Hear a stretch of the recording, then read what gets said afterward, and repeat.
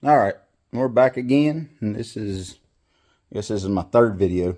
Um, we've had to put the mini excavator on the back burner for a minute till they figure out how to get me parts and whatever else they're going to do. But we'll get back to that once they figure it all out. But because of this hurricane, whatever this one was that just come through. The one that come up through Florida and through North Carolina and such, knocked out a bunch of power and everything. I had one generator that I thought would be enough to where I could do stuff with, but once we got a couple of days into no power, then I needed work clothes washed, which washing clothes was fine. I tried to flip on the dryer and the generator about had a conniption fit, so it wasn't enough to run the dryer. It would run the hot water tank if I cut everything else off, but it wouldn't run it very well. So you could turn everything else off, turn the hot water tank on, heat up the hot water. And because we're on city water, we got well water too, but because we're on city water, then we can take a shower even with the power off. So, but my mother-in-law, we built a tiny house for her in the back, and she is on the wells, so she kind of needs them for running water and stuff. So we do have to run the wells. We have to run the hot water tank at times, and then her little place, we was running some stuff for her, TV and such, because she's older, so she don't like to get out in the weather, so she likes to watch her TV. Well, can't watch TV with no power. So I had a 8,000 watt generator, which that's the generator I had. It'll push quite a bit, and it did really good the whole time. It's just a little bit too much to run a whole house off of. You could get by, but you can't. So when you need to do stuff, you need to do stuff. So then you do what you got to do. So we went and spent money, but you have to spend money sometimes to make life more pleasant, shall we say. And everybody hates sitting around in the dark when the power's out. Everybody hates not having their phones and computer and internet and everything else. So I went and bought this. This thing is ginormous. It's 14,500 running watts, 18,000 peak watts on gasoline. But I'm hooking it because I've got a 500-gallon propane tank that heats our house. So I'm plumbing it into solely propane. And then it runs 13,000 running watts, 16,000 peak watts, which will be more than enough to run what we need to run. So I just pulled the top off of it. It comes on a pallet. It weighs right in excess of about 400 pounds. So it's not light by no means. It has all the controls and everything that you could ever want. You got your 50 amp there, and then this one is 240 30 amp, another 30 amp for 120, and then you got some plug-ins for 110. Here's your I'm gonna have to figure out what that is. Start, stop, push button. But this is the thing I like. So you can push button start it from in the house. You ain't got to go outside. You ain't got to do none of that. It's sitting there waiting. So, and it's Westinghouse. I got it from Home Depot. And since I'm ex-military, then use my nice little military discount, which got me about $250 off, which was really nice. And now we gotta put her together, and then I'm gonna build a shelter in the backyard or behind the house for it, and that's where it's going to stay its entire life. It'll never be moved once it's put in place. I am going to put the wheels on it and everything just in case, but I don't foresee it ever moving.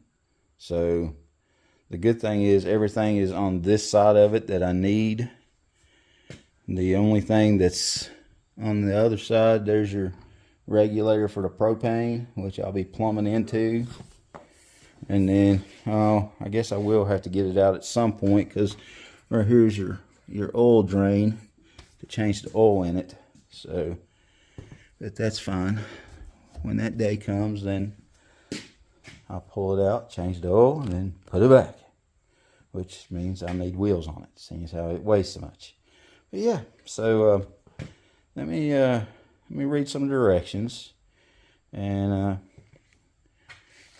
here is your propane hose. There's your propane hose that you can run it straight to a propane, like a 20-pound cylinder. It says it runs 8 hours or something on just a 20-pound cylinder. So with a 500-gallon tank, I figure I'll be more than enough to do what I need to do.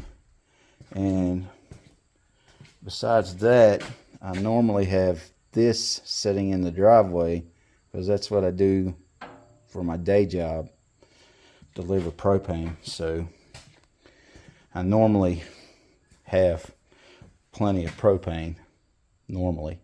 But anyway, let's I'll get back with you in just a minute. Alright, so this should be pretty easy. You get a pin, you just slide in here. You got a washer and a cotter pin.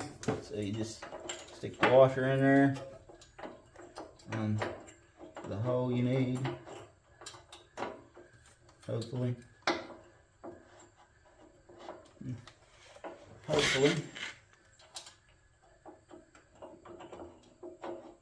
you think it would line up with that.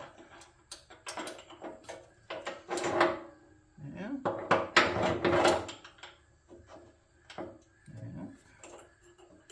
So there we go. Maybe not. Hoping to roll around in my little rolly seat, but that ain't working.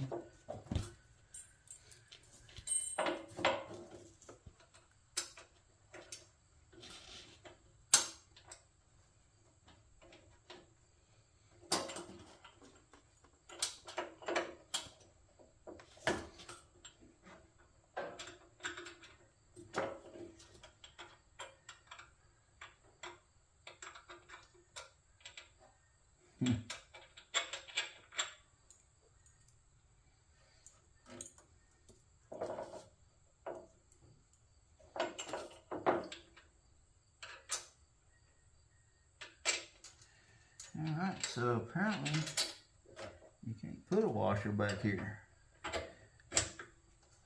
So there was the problem.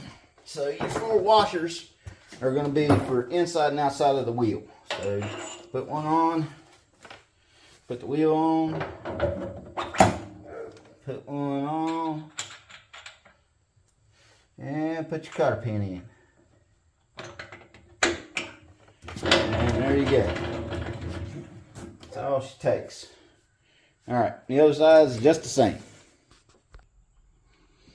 Alright, so the next part is putting, it's called the lifting hook.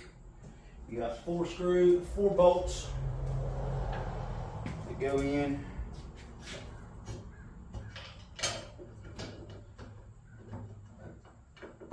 They'll just go in finger tight. The handle itself has the nuts welded to it, so you don't have to worry about having a wrench for that.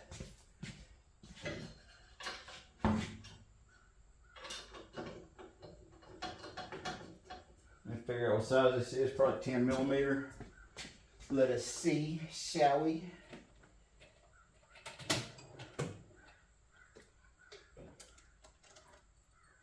nailed that one. It was a 10mm.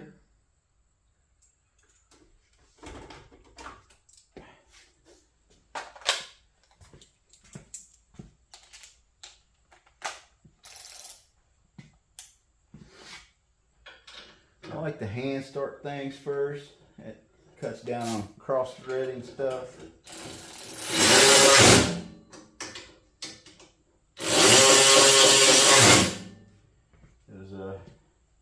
Even though this is just a ratcheting wrench, it's still got quite a bit of torque to it. And that's all you do to that.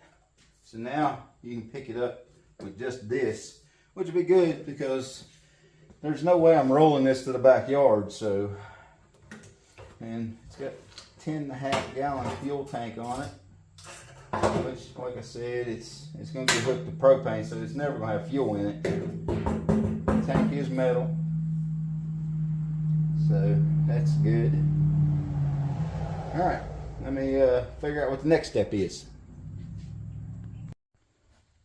Okay, before we can do anything else, we need to put oil in it because it's shipped without oil. They send you a bottle of oil. They send you a bottle of oil and a funnel because you're going to need the funnel. The oil fill cap is right here, and it's got a rubber O-ring on it, so don't lose that. Says it holds 1.7 quarts, so we're going to figure that out and see. The dipstick is apparently stuck. Oh, there we go. So yeah, it's absolutely dry. So you gotta, it says 1.7 quarts, and this is a 1.68 quart bottle, so it should take all of it. But we're gonna put about a quart of it in there and then check it, and then we'll keep adding until it's full. I really don't want to overfill it from day one. That'll be bad. And this is just 1030 oil, 4-stroke. You can buy it Walmart, AutoZone, Advance, wherever. They all sell it. Just regular 10W30. You can put some synthetic in it if you want.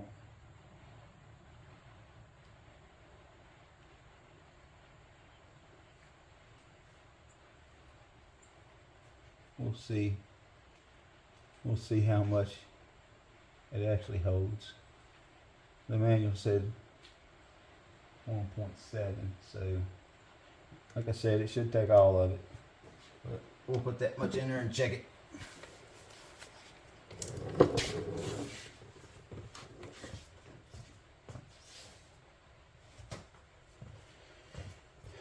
And I think, from the sounds of it, it's doing something it wasn't supposed to be doing. It wasn't supposed to rain today.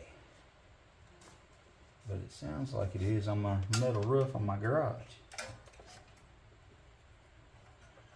Which, don't get me wrong, we can always use some more rain, but after the hurricane, we got more rain than a little bit.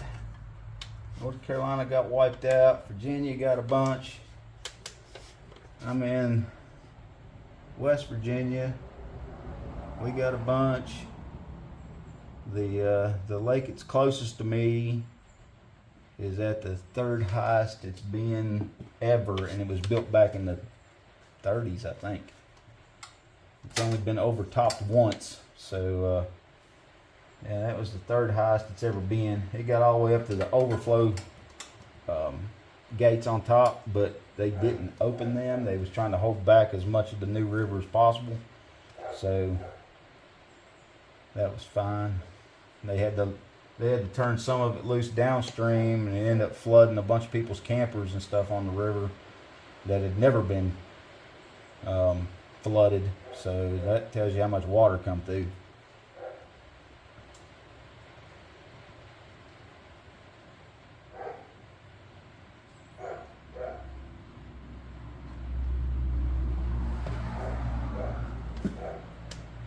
Still haven't seen any oil on the stick.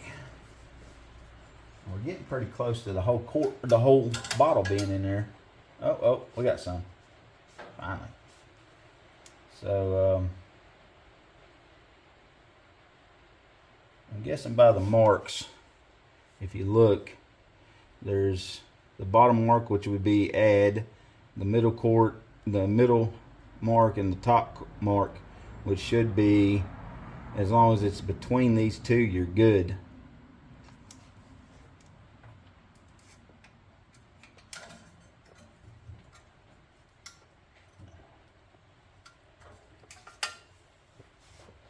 So right now it is right there. So I guess that was about right. It'll hold the whole bottle because there ain't got much left in it.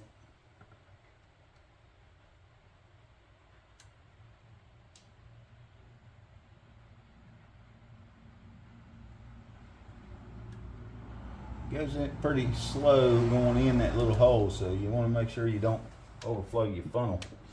That's always a bad day too. Got a bunch of oil on your floor. I'm gonna try to find something to put with this, put all this stuff in, because you also got a spark plug wrench and a handle for it, and they gave you a little wrench, a 13 and a 10. I guess that's the only two sizes you need for this thing, and they come in a little pouch.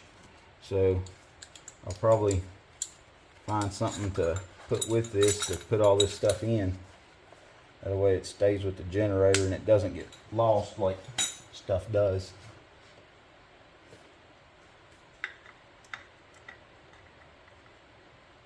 Probably, I don't know.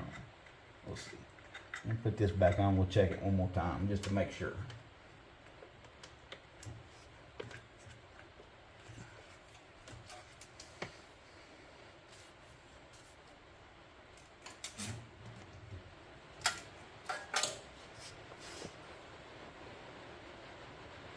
Right to the top. It's hard to see because it's brand new oil. So you want to make sure it goes all the way down in there. It's got a rubber grommet on it that holds it. Your fuel shut off is right here if you're running gas. But like I said, we're not running gas, so that'll stay shut off forever. And then right here, a better look at everything. I don't think the battery's hooked up, so give me a second. Let me look at this, see if we need to. If we do, then we'll pull the battery out and hook it up. Alright, so you just got to take the two bolts out of this front bracket. It's they're 8mm, and then you can pull the battery out. So your positive cable comes hooked up, but your negative is unhooked, so that nobody can accidentally start it because there's no oil in it. So we're back to a 10. Back to something. I think we're gonna need a little wrench. It's just pretty handy. Wouldn't have been handy to get the screws out, but it's handy to get this off.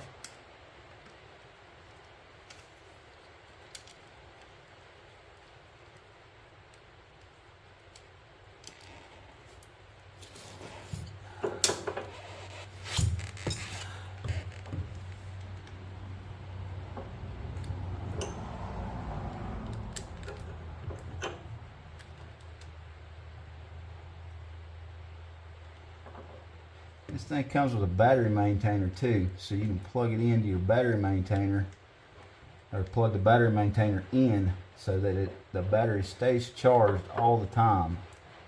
And that way, when the power does go out, you ain't like, oh, you got a dead battery. Huh, convenient. Which is never convenient. That's always when you find out things are not the way you left them and the battery's now dead.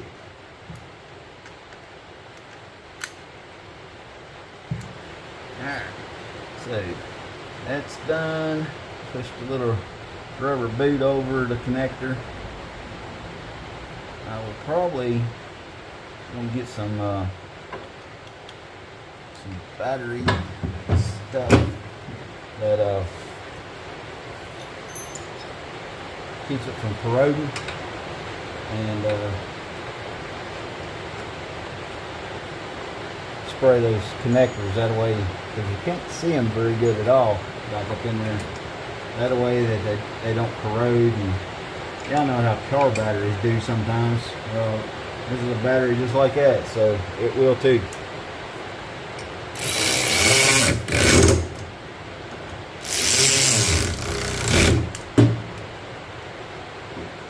And yeah, I pulled the tire off just so I could get to it easier.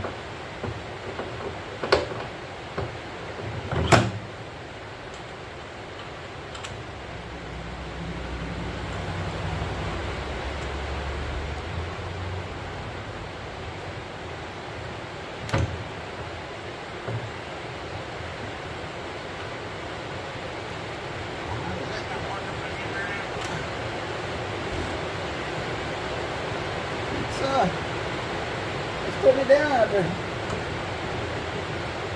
For some reason, the people that guess about the weather didn't say anything about rain. So yeah, there's that. All right, let's see here. Should be turn the battery on. Oh, we got switches. We got switches. So the battery is yellow. I think it means it needs charged. You got your breakers. High idle, low idle. And it does have a grounding. If you want to ground it into your house system, you can hook here and run your ground wire to your house system, so everything is all stuck together. That way your generator ain't out of sequence with everything in your house. Turn that back off for now. We may start this bad boy up. I got a 30-pound cylinder over here we can hook to it and start it up and make sure she runs. Give me a second. Alright, so we're over here at the regulator. It's got an orange cap on the top of it. You just take that off. All this is what we consider a twin regulator. It's normally you have two stage regulators. This one is built together. This is your initial stage that brings it from tank pressure. The tank pressure over here could be all the way up to 200 psi, and it brings it down to 10 psi. And then this second stage brings it down to a half a psi, which is what most things run off of. Everything in your house, if you have propane in your house, if you have even natural gas in your house, runs off half a psi. That's all you run off of. So, and it's all just gas. It ain't, what's in the tank is liquid, so it boils just like water in the tank and produces vapor. So there that is. Now this hooked up just like a regular grill, and then you turn it on and you got pressure through everything. I don't see a sometimes on some of them they have a button you can push to prime them. This one doesn't, that I see. Could be wrong, I may find it, but the way it looks, it doesn't.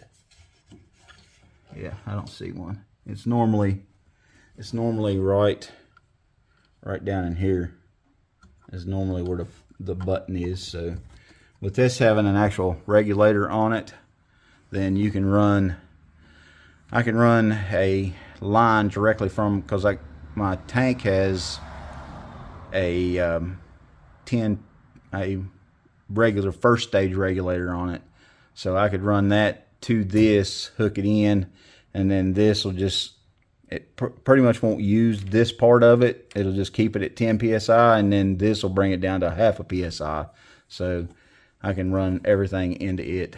But apparently that's your air filter. It's here on the side.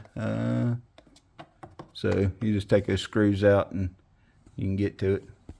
All right, so let me sit y'all down over here for a second, and let me get out of the floor. We'll see if this thing fires up.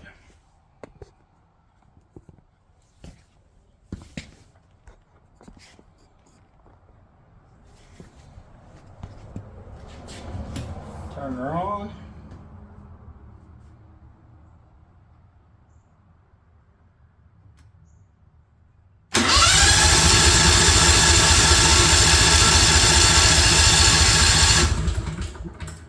She's got to crank for a minute because you just put gas into it, propane, so then it's going to have to prime itself and get started.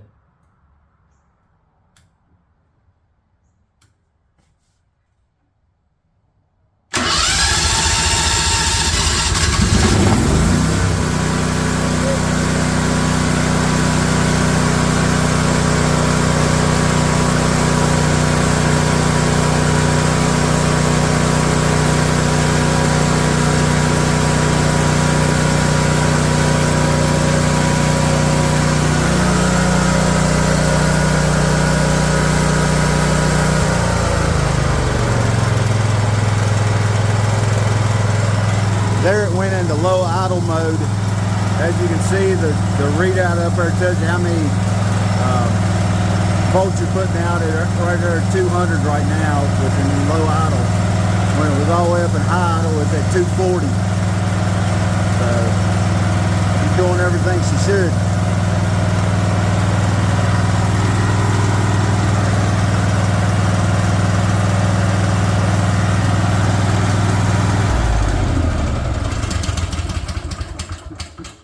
You got to hold the button for a second.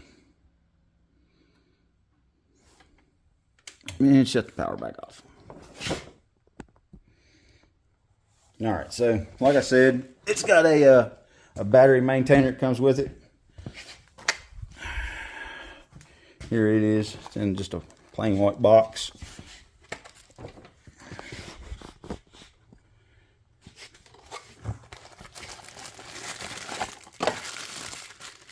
This is what it looks like. Looks kind of like a phone charger, but up here on the side of it is a little pull tab, and then this is where that plugs in, and then you just plug this into 110, and it maintains the battery. All right, let's see if the remote start works. It says you have to hold the start button for 1 second. Oh wait, I bet let's see, I'd say the battery, yeah, there you go. Then hold it for 1 second.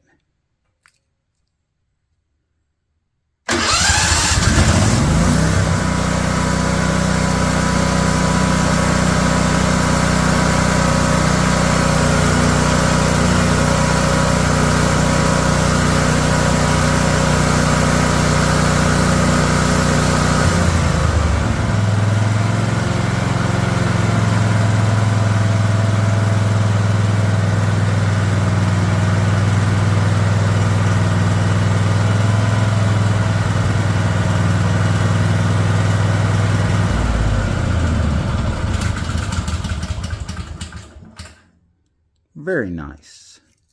That'll be very nice on those cold winter nights when the power goes out.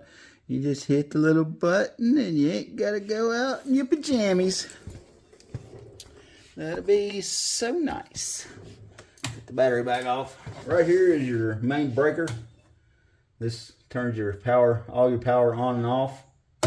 So I guess when you got it in standby mode, you'll have that on and this on. And as soon as you hit the button and start it, then it'll kick power to everything. The only thing you'll have to do, either you can buy a switching box, which will require a not a Johnny of all trades. It will require an actual electrician to come in and wire that into your electrical panel. Johnny of all trades is not getting into that, so I do know my limits, and my limits is not getting eat up by power.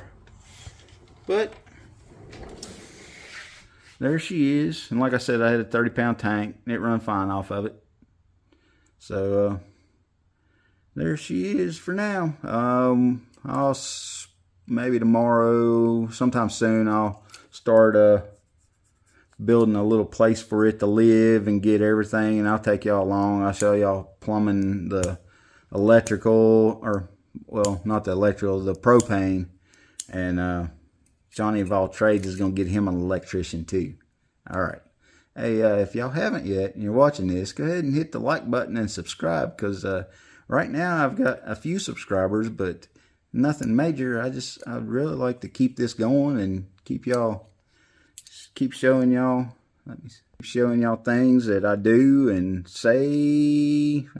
Sometimes I don't say stuff that I should. Probably ain't good. I did spend 20 years in the Army, so I ain't politically correct most of the time. I was combat arms, so yeah, I really don't. Political correctness is not one of my things. So if I say something that offends you, I'm sorry. I don't mean to offend you.